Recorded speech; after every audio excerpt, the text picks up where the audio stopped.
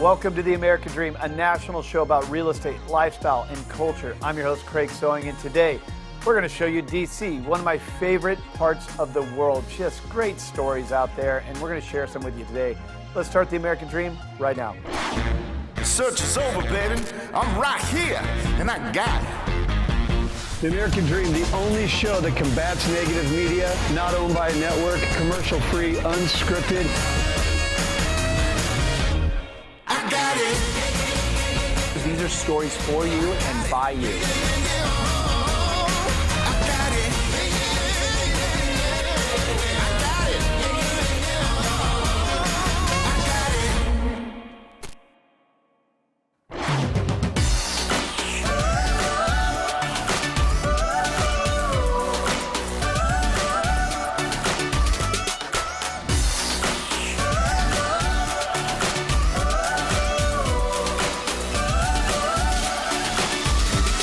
Hi, Terry Roche here with Keller Williams Real Estate. Many of you have asked me, how is it over the past 30 years I've been able to help many of my residential investor clients make such outsized returns, 15 to 20% a year.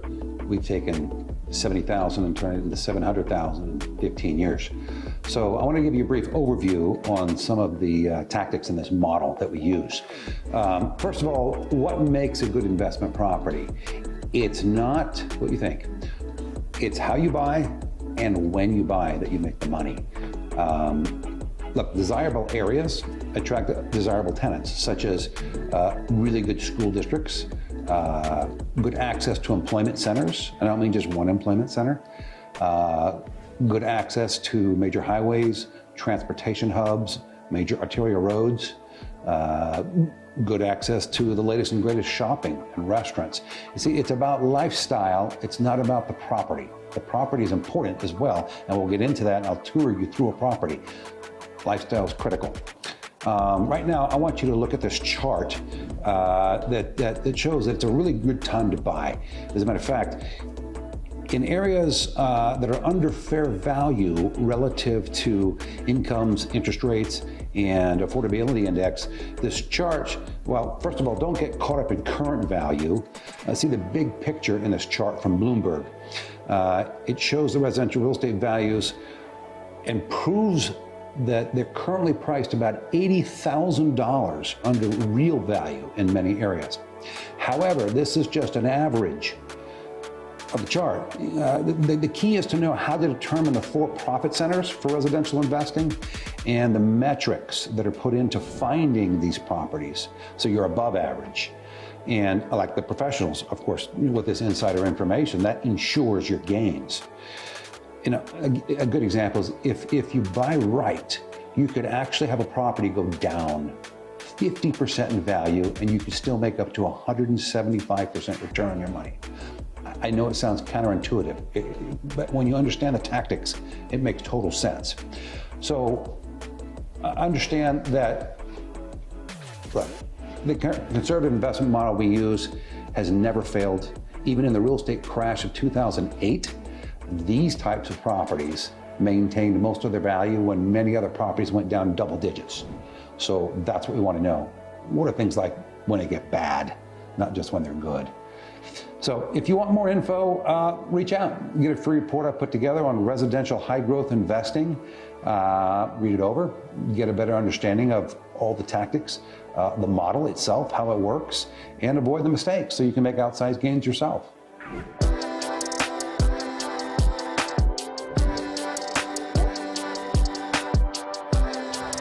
Okay, so many of you are wondering exactly what type of property one would want to get as an investment property. Condo, townhouse, single family house. This townhouse happens to be matching all the filters that we want to run through when we're looking for a good quality investment property. Okay, it's been updated. It's 3 levels. It's 3 bedrooms. It's at least 2.5 baths. This one happens to be 3.5 baths. Let me walk you inside. You get a better feel for what I'm talking about. This townhouse is set up, it happens to have hardwood floors throughout. That's not a must for all investment properties, but it's obviously a huge plus.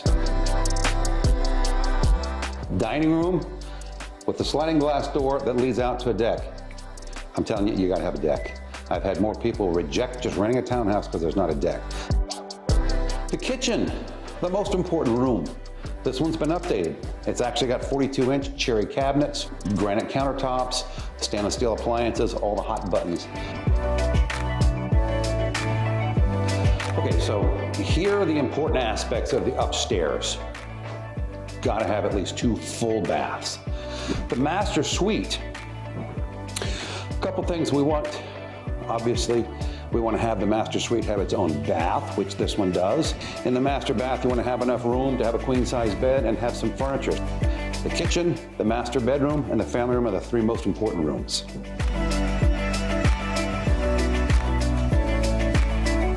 Now finally, the yard on the townhouse is important. First of all, having a fence is really nice. If you look behind me, there's trees that are lining the area between me and the other group of townhouses behind me. Generally speaking, that's critical for most people to be able to sit on their deck, have dinner, barbecue, not feel like everybody's watching them, okay?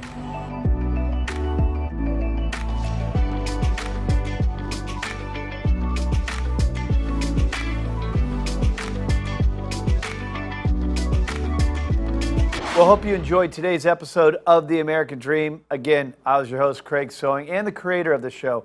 We've had so much fun building this thing. I've traveled all across the country building a real show, not a reality show, about real estate, lifestyle, and culture, featuring positive stories of your marketplaces. I've always said this isn't our show, it's yours. We just get to reflect the cool stories back to you. So thank you so much for those stories.